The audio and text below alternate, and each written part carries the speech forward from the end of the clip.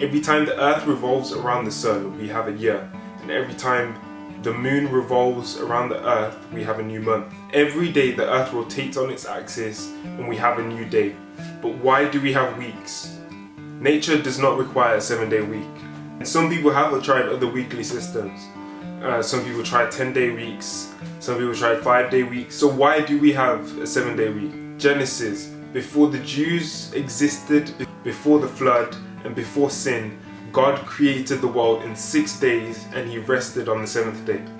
Not because he was tired, but because he wanted to spend time with his newly created human beings.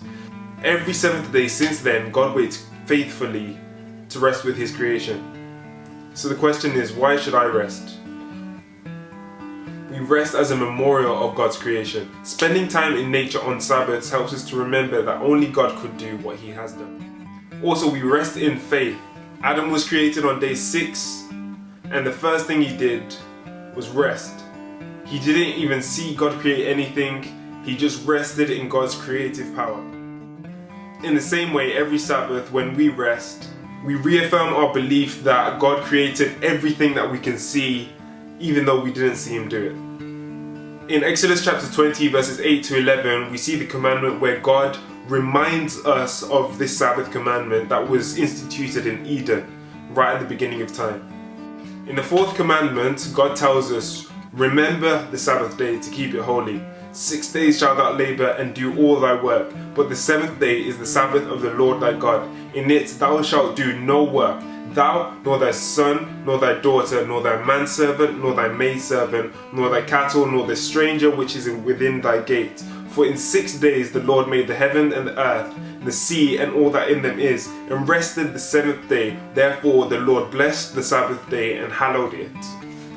What was the first word in that commandment? Remember. What does remember mean?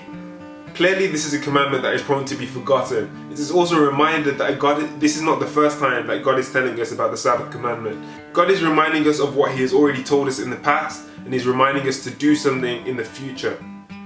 God also reminds us that it is a memorial of creation. It says, for in 6 days. So because God did this in 6 days and then he rested on the Sabbath, in the same way we should do all our work in 6 days and rest on the Sabbath. God also tells us what to do and what not to do on the Sabbath. He tells us to keep it holy and do his things on the Sabbath and not to do our own work. In Isaiah, God gives a special blessing to those who don't trample on his Sabbath by doing their own pleasure on his holy day. In Matthew chapter 12 verse 8, Jesus calls the Sabbath his holy day, which would make the Sabbath the day of the Lord, or the Lord's day. In Mark chapter 2 verse 27, we also read that the Sabbath was made for our enjoyment. We should see the Sabbath commandment as a blessing and not as a burden. Is the Sabbath significant for our salvation? Adam couldn't help God create, but he still rested in his creation on the 7th day. In the same way, God expects us to rest every 7th day as a sign between us and him to know that only he can make us holy. He can create a clean heart in us so we can live his perfect life. When Jesus was on earth, it was his custom to go to the synagogue every Sabbath to fellowship with his church family, and sometimes to give a word of exhortation to the brethren. In the same way, it is good for us to fellowship with like-minded believers on the Sabbath day. However, we should never forget that Jesus is always the honored guest. Every Sabbath, Jesus is ready to give you a token of his creative and sanctifying power. If you have faith and take this one day to spend with him, you will receive a blessing.